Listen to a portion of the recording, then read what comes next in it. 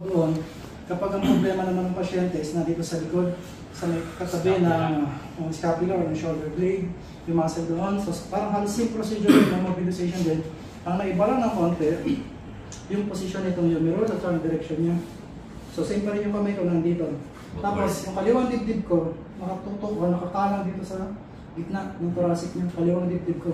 So kung parang dibdib ko, agad ka naman, makita niyo. Open. Parang dibdib ko, tsaka itong scapula niya, may space.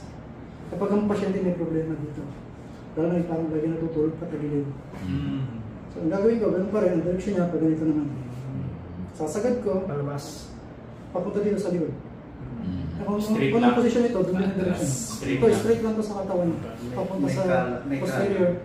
Ang may kalang lang, higit ng likod niya yung thoracic. Kalawang dibdib ko. Scapula niya, may space.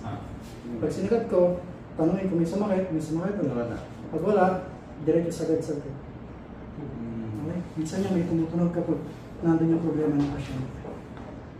So yun dalawang klase ng manipulation para sa balikat, depende kung ano yung problema.